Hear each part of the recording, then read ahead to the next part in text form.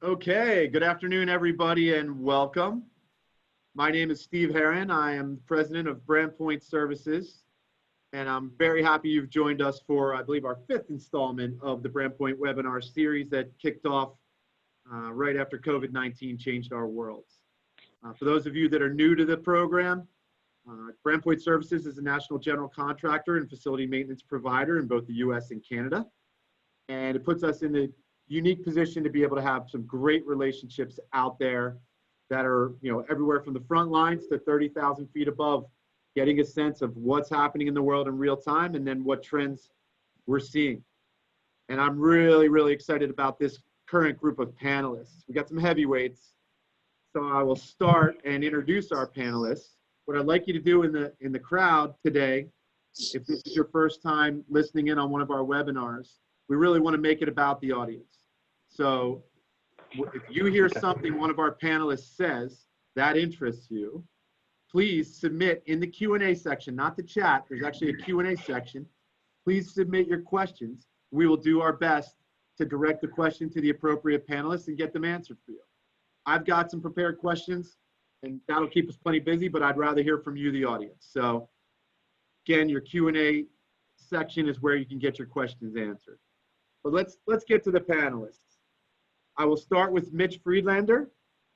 Mitch is dialing in not from New York City, where he actually lives, but from Naples, Florida, where he's probably a lot more comfortable right now in that 99-degree heat and humidity. Mitch is the CEO at Amenity Collective. He'll explain what that is in a minute, but he's got 33 years in that role. So I'd say he served his time pretty well. You do 3 decades in a role, you've done something right. They haven't kicked him out yet. He's originally a University of Maryland guy, a scuba diver from what I understand, was a Harley guy until his vertigo got the best of him and had to sell the Harley, and also a red wine enthusiast and trying to improve his golf game. So welcome, Mitch. I'll come back around to you in a moment and have you say a few words, more detail about the Amenity Collective, but welcome and thanks for joining. Thanks. Next up, I've got Ken Demske, calling in from Atlanta, the Senior Vice President of Jones Lang LaSalle Retail Multi-Site Project Management. Ken's a University of South Florida guy. As a matter of fact, played D1 baseball there. But more importantly, he plays the bass in a local band. Since I'm a drummer in a local band, it got me very curious to get down there and jam with Ken one of these days. But one of my favorite things to have learned. And again, as a baseball fan, suffering with the rest of us as we're kind of trying to muddle through some kind of weird season. But welcome, Ken, and I'll give you a moment to talk more about your role and what's going on. But one, first, welcome you aboard to the panel. Thank you. And last but not least, Dustin Larson, calling in from Chesterfield, Missouri, otherwise known as St. Louis suburbs. And Dustin is an Associate Vice President at Cushman Wakefield. He's a Sigma Nu at Missouri State, if I have it correctly. As a huge Cardinals fan, and again, as a Phillies fan, I can relate to what it's like to start a baseball season and then suddenly stop because your whole team's on COVID. He's got a passion for horse racing, and so fortunately, horses so far have been immune to it. I understand you've been to the Kentucky Derby, among other big horse racing events. Dustin's also volunteers his time to St. Louis Children's Hospital. Very happy to have you on the panel. And again, I'll circle back around to you, Dustin, and talk a little bit more about your role, but welcome. Thanks, Steve. So let's go all the way back to Mitch. Mitch, what's the Amenity Collective? Talk about your company and what you guys do. Thanks, Steve. The Amenity Collective is an amalgamation of 3 organizations in different services, aquatics, fitness, and wellness. The aquatics platform is American Pools, national platform that does both residential and commercial, new build, service, maintenance, as well as lifeguarded services, full facilities management in any environment that you can think of. We then have Heartline Fitness, which is a fitness provider, both fit out, design, layout, and equipment installation and service of the micro space in the fitness area. So that fits and covers us off in that particular space. And then the final is Live Unlimited, which is an amenities company that actually services all areas. And what I mean by that, multifamily, commercial, residential, corporate, where we go in and create experiences for both clients, whether it be a tenant relationship, whether it be a resident, or really an end user, a developer. So we bring in our full services there in the way of activating all those spaces, and it could be in a mall, it could be their concierge creating a special experience, it could be onto a residential experience in a building that has 200,000 square feet of amenity space. We do the design, fit out, layout, and activation of that space. So really, that's what makes it up, and we bring it all together under the Amenity Collective and bring it under one contract. So one of the cool things that you mentioned yesterday when we were talking, Mitch, is some of the aquatic stuff. 9/11 Memorial, you guys did? Well, yeah, we are a full service company, so some of our builds are literally the 9/11 Memorial at the Pentagon. We did that. The elephant exhibit at the National Zoo. So we are one of those specialty contractors that can work on the monuments on the mall that are really national treasures. So we have that, but yet we can do flat water pools, and we can build a pool up on a rooftop, and we can actually fountains and water features. So really, and we manage the spaces. So we have, as president, 3,000 communities under lifeguarded services. So yeah, we do a little bit of everything, not to mention our residential, which I don't need to get into here, but we do residential as well. Very good. Thanks, Mitch, for that explanation. Let me shift over to Ken. Ken, Jones Lang LaSalle is a huge company. Which part of the Jones Lang LaSalle world do you focus on? Well, it's a pretty big company. I've been with JLL for 15 years, and obviously we're a global full-service real estate company with brokerage and property management, facility management, capital markets, and a few more. My group is Project and Development Services, which is project management, and that incorporates hospitality, development, and industrial projects. My particular group is multi-site, and we're focused on mostly retail, but anything that has a larger portfolio that we can manage across the nation. And we really focus on developing programs and processes to roll out things nationally. I'm part of a large team. I'm based, again, in Atlanta, and lead our Southeast team. So a lot of our programs are retail, restaurant, some hospitality, grocery stores, auto dealerships, a lot of the gamut, anything that's retail. And but also, as you know, we've worked together on some larger portfolios for corporate clients that walk and talk like a multi-site, kind of just because they have so many properties nationally and globally. Very good. Thanks, Ken. And Dustin, why don't you say a few words about your role? Yeah, thanks, Steve. So again, with Cushman Wakefield, global real estate services firm similar to a JLL.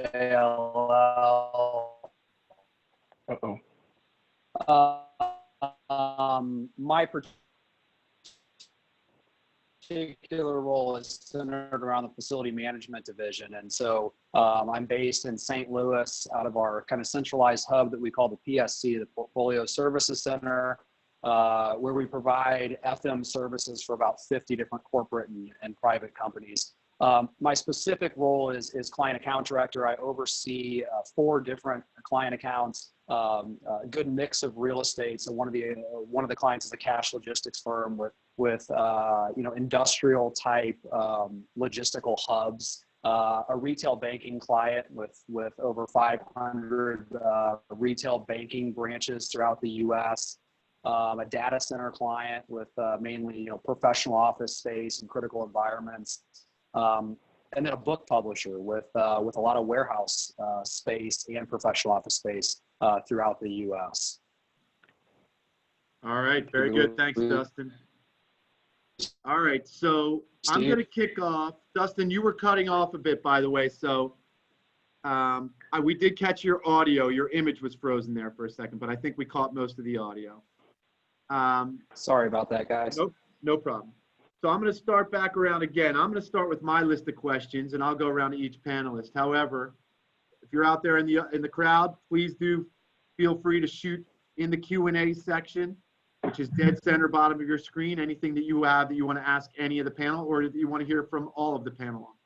but I'll start by asking the panel, just to get things started. What trends are you seeing right now? You know, are there trends in the type of work that you're seeing that are unique? What innovations are you seeing that you're excited about? What's changed in the past couple of months for you? I'll start with you, Mitch. Sure. Really, the impact of obviously COVID has made people focus on simplifying and removing, I'll say, friction points with their client, whether that be tenant, whether that be a resident, or just somebody that's a potential employee within their own organization. So it's really how they manage and how they're working inside that space and what they can do around that. And what they're bringing in is really they're looking for technology as an enhancement. How can they integrate their product or what they're trying to bring to market in a way that makes it easier and more relevant? And what they're also looking at is heavily is repurposing of space. So I think the trend is right now is how they're taking that space and helping modify it to meet these minimum requirements, the 25% rules for certain areas, and what can they do to help in that area. They're also looking at ways to actually make moving away, I mean, the physical structure and the physical space. Now they're saying utilizing that space. We're seeing trends where people are looking and saying, in aquatics, they're looking at multiple layers of protection in the way of maintaining the water elements. And then even in the air, we're looking at ionization units we're getting calls in that area because we do manage air quality, about our ionization systems actually trying to enhance the air quality. So it's beyond the touch points and the cleaning and the disinfectant protects and all that. It's really about how are they able to work inside that space. And I think what they're also looking, and we're seeing that they're leaning back to the ownership as well to say, how are we working together collectively? Government's stepping in, and now it's government and private sector. So now we're seeing literally how people like on the call, how are our teams working together with amenity management companies, because we're bringing in that hospitality. Because the final piece really is that businesses are looking and they're saying, how do we keep our groups productive and engaged in this new world that tends to be not going away really quick. Yeah. So it's hitting us from really maintaining, activating, and the use of technology. And we're rapid light speed working toward creating solutions for them. I have to tell you, Mitch, when we started this webinar series in March as kind of our response to keep people connected, we figured it would run until a little past Easter, maybe into May. I did not think I'd be still conducting these in August, where many of us have remained quarantined. So yeah, who knows now? It's pretty open-ended on how long this goes and what changes are permanent. Ken, you want to chime in on the same subject? Sure. And I think for me in the retail environment, which was hit obviously very hard, projects have been more tactical and less strategic right now. Because basically the businesses that are going to be survive are the ones that make adjustments and are a bit entrepreneurial on how they solve problems. So a lot of our things that we're solving for we were doing renovations and scrape and rebuild and very big projects for our retail clients. It's really more about throughput and how do we get how does a restaurant get food out quicker? How do they service somebody in the drive-through? How do they work with to-go delivery? How do they manage all this with rapid pickup, Chipotle lanes?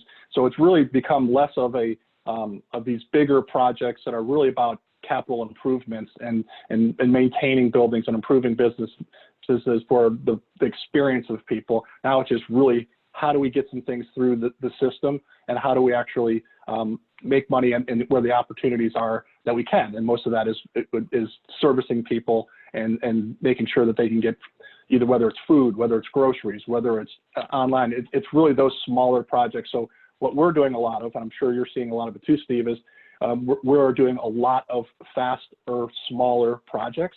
And I think that's where a lot of the people are going.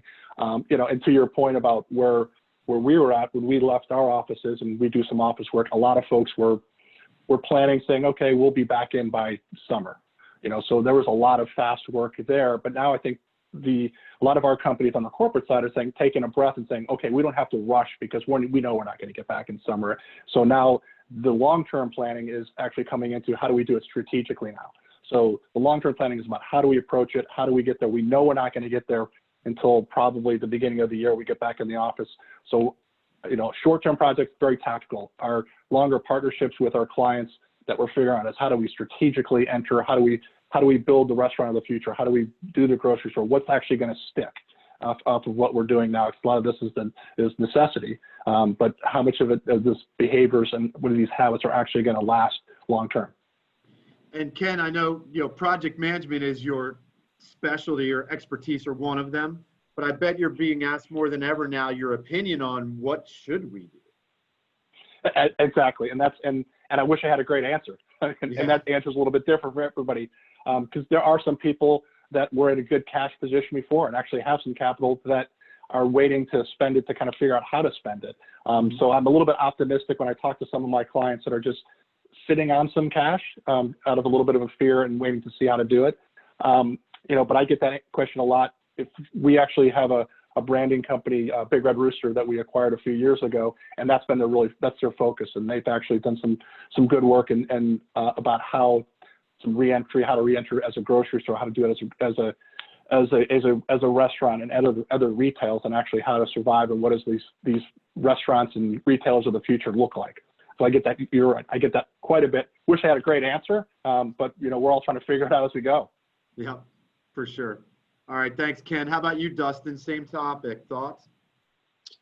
Yeah, absolutely. And sorry about my connection. If I start cutting out, feel free to move on. But no, we're seeing I'll break it down into two different categories: our retail clients that Ken just touched on versus our office clients. Office clients are focused on reopening their workspace, or at least preparing to reopen the workspace, whether or not that's going to be a month from now or 6 months from now or whenever, and really focusing on a safe and clean work environment, obviously, so that their employees can return to a safe workspace. So they're working to prepare the building, whether that's installing hand sanitation stations or wayfinding stickers on the floor, or what have you. We're really helping out a lot there. Whether it's retail or office, they're all enhancing their janitorial scope and frequency. That's one thing that's been consistent across the board. Some companies are doing that by way of their employees to keep their workspaces cleaner than they've ever been. And then other companies are kind of doing a hybrid approach. So cleanliness is just a huge focus right now. We put together what we call our Safe 6 checklist, and it's basically 6 guidelines in preparing to reopen your workspace. And then for the retail sector, we've also put together what we call a Safe 8, and it's much more focused on a safe environment and a safe experience for the customer, and making sure that customers are comfortable coming into your space. So overall, a lot of janitorial work, other things like sneeze guards and stuff like that, creating social distancing plans, reducing touch points within the office. So unfortunately, a lot of people are unhappy to see that their coffee machines are disappearing. Food stations, stuff like that, microwaves. Any type of situation where you have multiple people touching a piece of equipment, unfortunately, a lot of that's going away. So anyway, yeah, it's been very interesting, and as Ken said, nobody's got the answer to all this stuff. We're all learning on the go, but we're hanging in there. Isn't it ironic, the things that we appreciate because they bring us together, areas of congregation, the kitchen areas, the break areas, are the things that are most dangerous to us right now? Yeah, so challenging. exactly. And you mentioned expanding the cleaning scope and frequency. Do you think that's here to stay? Gosh, or I do think you see so. a revert back at some point? For the foreseeable future, I would say yes. We certainly don't have any clients that are pulling back on scope and frequency right now. If anything, they're looking for ways to expand it. And again, it's about keeping your workforce safe and reducing anxiety for them, especially as you plan to return to the workspace. We all have anxiety today, just not knowing, what we're coming back to and what we're dealing with, and stuff like that. So I think we've worked with a lot of our clients on creating a clear plan with expectations for their employees, so they understand what they're coming back to. They understand what the policies are. Are you going to have to wear a mask? Are you going to have to, walk in a certain clockwise or counterclockwise direction in the office space? All sorts of stuff like that. So it's been interesting. And Steve, let me offer this up. Coming from us, we were essential services throughout because of the water elements and the spaces we were in. And it absolutely is, I believe, here to stay. The adjustments have been made. And everyone's putting their plans together, and I think it actually is going to be extending beyond that, because now what it's getting to is really how do businesses react, especially for the corporate clients, where there is going to be a reduced space, that where you had these long workstations and how they're modifying, and really it's going to be an opportunity for us to say your typical building that maybe had a 200,000 square foot floor space, had 14 buildings and offices. How are they working with the tenants now to create maybe some common overflow spaces and some ability to move things in and out, like we talked about? How do you get to your lunch?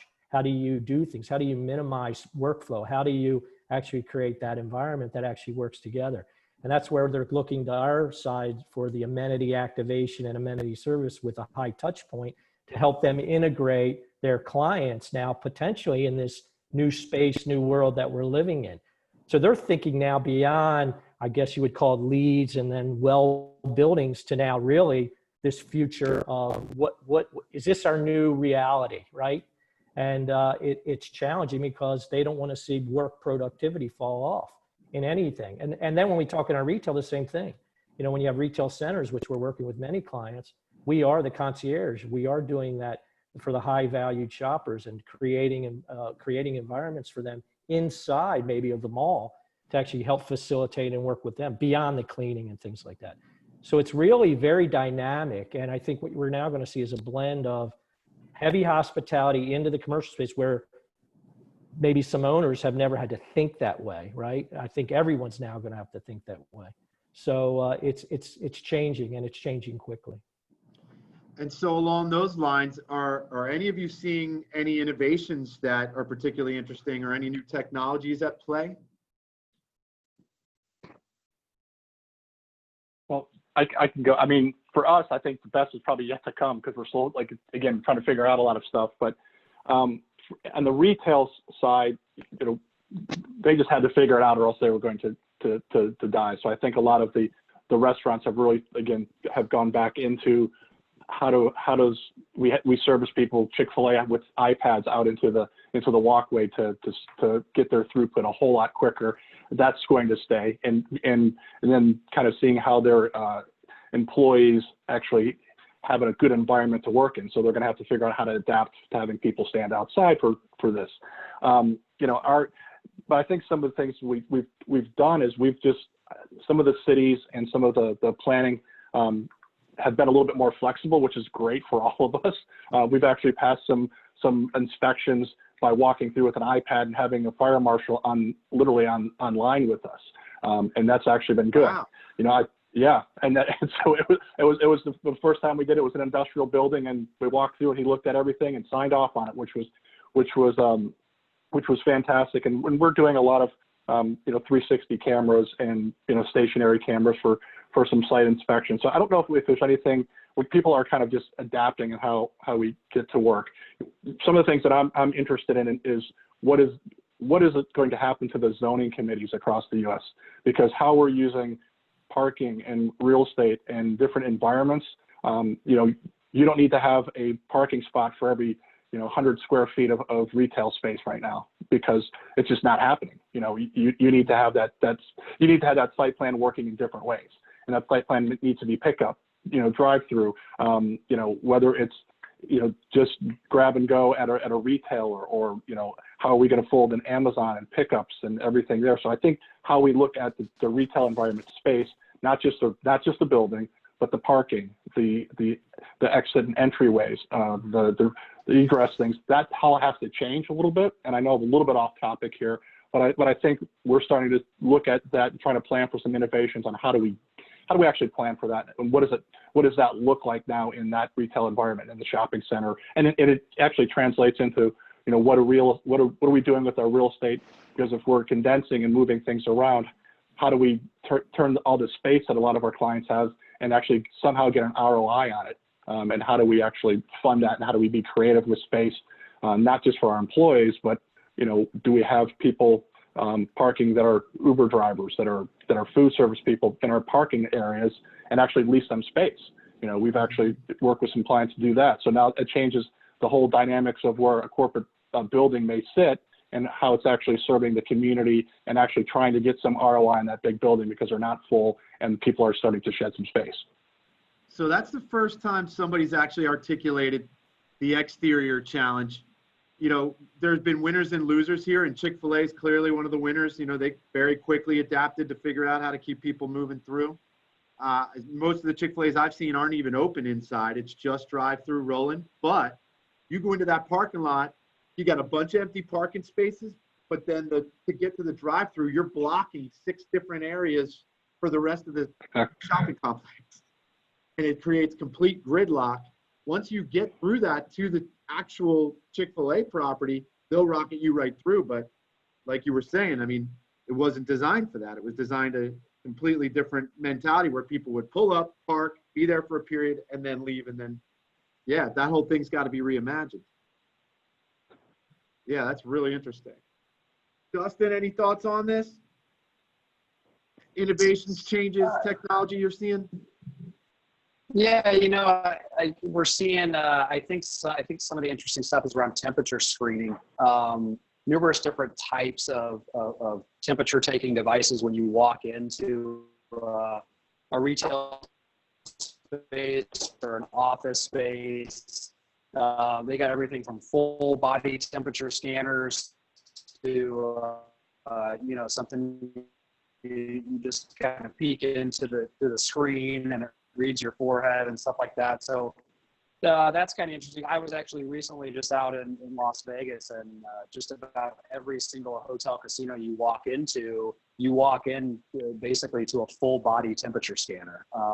And it was actually very, very efficient, effective. There's not lines. You walk in, it takes your temperature in a matter of a couple of seconds, and you go on your way. So pretty impressive with how these companies have already instituted those types of safeguards. Well, and I guess if you think about how quickly after 9/11, you saw the security technology where you could walk through the complete scanner instead of just a metal detector until you became TSA pre-check, and then you could just go back to that. But those full scanners were turned around, or at least must have been the budget dollars were cut loose by the government very quickly to get them turned around. But that, and now a full body temp where I don't have to stop, have a stranger in my face, put the thing on my forehead and go. If I can just walk through. I haven't been through those yet. It's just a simple walkthrough. Right. Yeah, it's just a walkthrough. It's the ones I've seen aren't an actual, like a gate you walk through. You just kind of walk up, and they have a laptop computer that's facing your way. It's about 15, 20 feet away. And your body temperature shows up on that camera for the person who's monitoring it. Super cool. All right, we've got our first question from the crowd. I'm going to guess this might be a Ken or Dustin, but certainly, Mitch, if you have an opinion or some experience here, feel free to share. Do you see quick service restaurants keeping their dining rooms closed more permanently, perhaps repurposing that space due to the decreasing their cost of sales?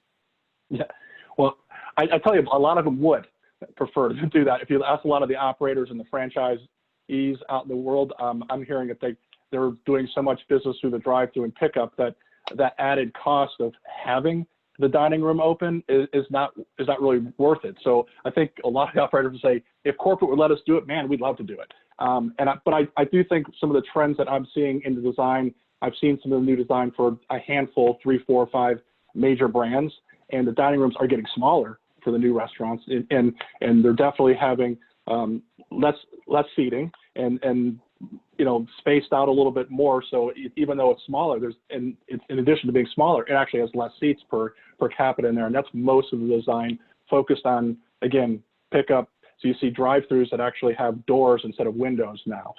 So I do think that's the pattern, and I think that a lot of the new designs are being baked in. I think the days of seeing playgrounds in some of the restaurants won't happen. So I think you can utilize that space. So my opinion is that the footprint of dining rooms will get smaller, if not closed permanently, and kitchens will be expanded. And kitchens will probably be leveraged to do other things. So it may be more catering, and actually doing some ghost kitchening in some restaurants if they have some space. Not all of them, because it's still dining room. It's part of some restaurants' culture and what they like to do. But it is going to change the way I see it going forward. Interesting. Yep. That's it's one thing if you're going to stop midstream as you're doing new builds and rethink how you do that. But boy, trying to reconfigure cost efficiently in real time it's going to be a challenge. But yeah, I think they're really discovering what a lot of the older QSRs knew for a long time. I know in our history when we've done remodels for QSRs, they were like, hey, as long as you keep our drive-through open, you can do whatever you want in the other space. But you keep that drive-through open, right? So, all right, very good. And you'll see more brands adopting it too. The Chipotle lanes and folks that typically did not have drive-throughs or maybe had a modified type of drive-through. Obviously, that's going to grow, and the battle for end caps will continue. Yep.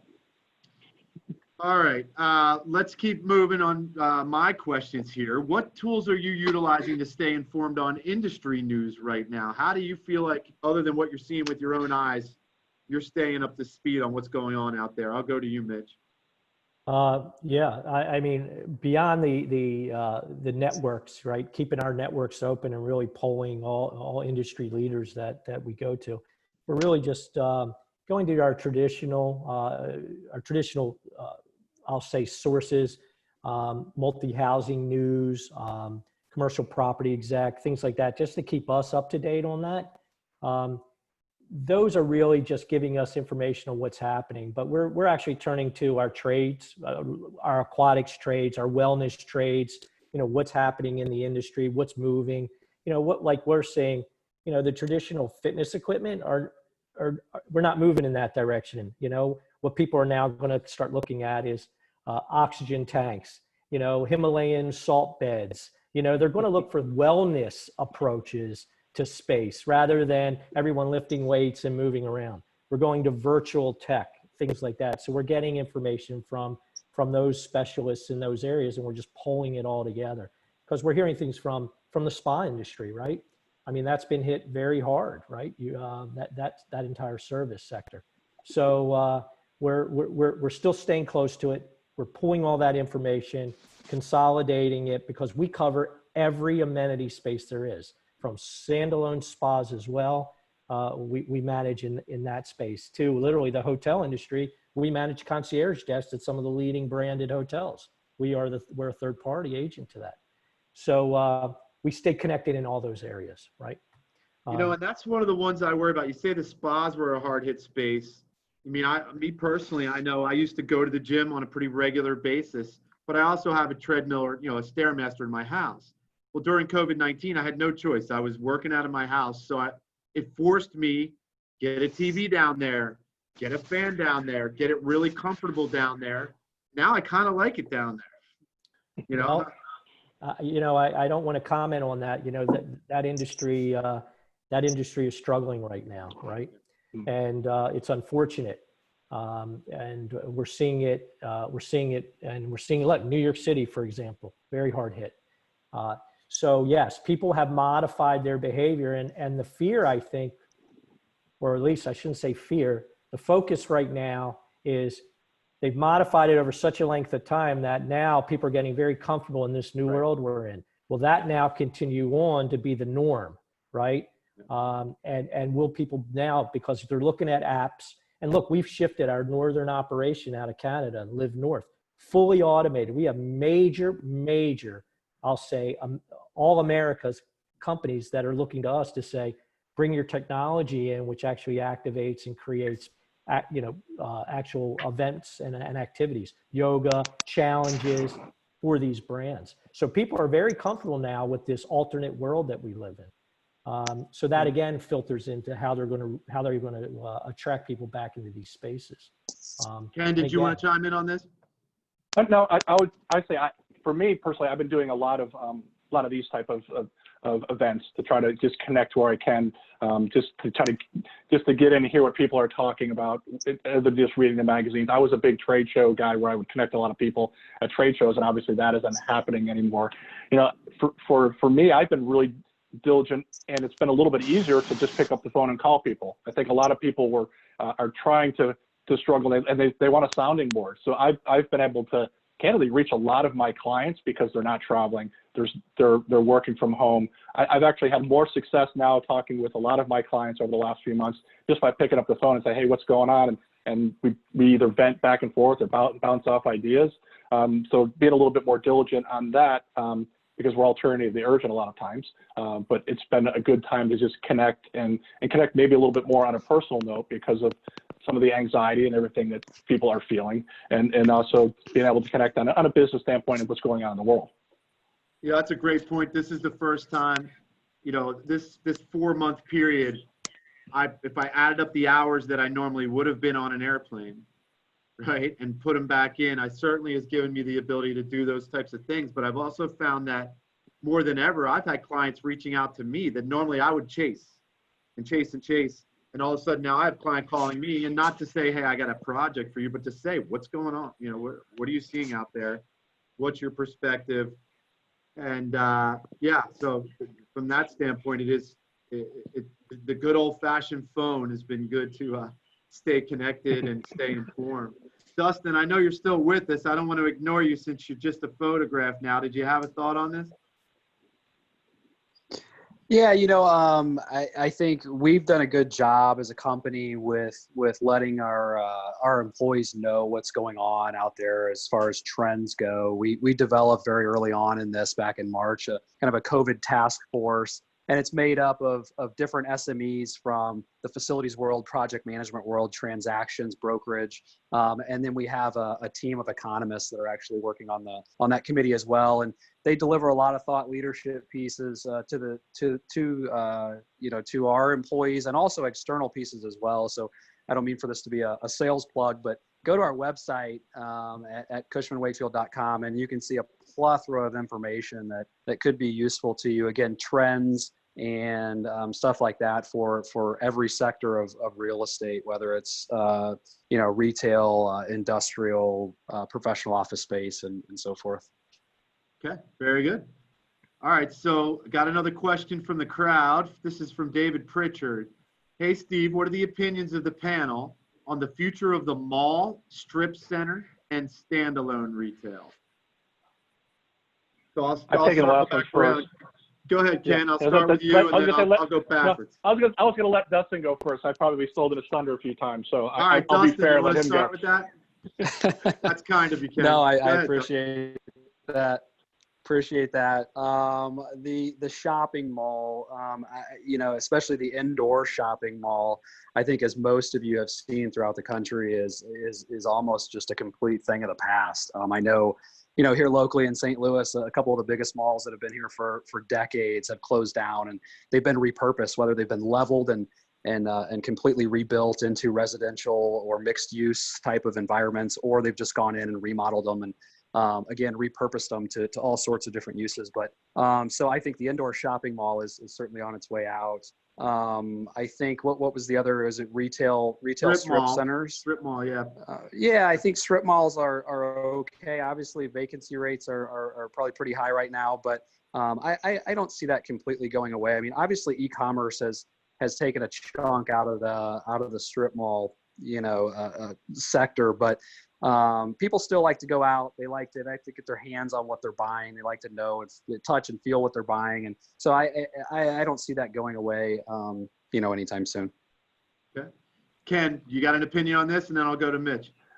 Yeah, I agree very much with what Dustin said. And I think, malls were kind of in trouble to begin with before this happened. So I think a lot of what you're seeing, whether it's negative trends or positive trends, were stuff that was we were gravitating towards anyways. I think a lot of the things that we're seeing, I mean, I've had enough Amazon boxes on my front porch pre-March, and there's just more. And the way people are working in retail, a lot of those trends were already kind of in play. Dining rooms were getting smaller and more things were happening. Retailers were operating a bit differently, and now this just really accelerated it. While people were creative and they're surviving by accelerating the good things, some of the malls they were struggling. And I just really think it's how they repurpose them. You see where Amazon's looking to take over some of the bigger box stores. So it's a lot of it is still prime real estate. So it's sought after real estate, has a lot of out parcels, that has the potential to have a lot of traffic there, and they're usually in good communities and have easy access on and off ramps. So I think it's really how, even to the point where I've seen some big box stores be turned into auto dealerships or things like that. So I think, it's a little bit in the survival mode. People will get creative on how to use the space. How it's used traditionally is just not going to be the same, especially in indoor malls. But somebody will find a positive use for it, just be more on the real estate and the location and candidly the opportunity to get in those spaces. Yeah, it's interesting. I grew up not far from where I live today in a town called Exton, Pennsylvania, very close to Westchester, Pennsylvania, if you're familiar, or King of Prussia. In Exton, the mall was the center of everything. Everything was, well, if you go to the mall and make a left, or if I'll meet you at the mall, or we'll, go shopping at the mall. It was the center of the entire town's development. And now it's being repurposed three ways. One big section is now all healthcare, doctors, and specialists. One section is a big bowling alley, and one section's residential, if you can see that. And like you said, Ken, that was happening before COVID-19 ever occurred. That was happening going back, I think, to 16, 17. Mitch, what are you seeing, especially in the big city?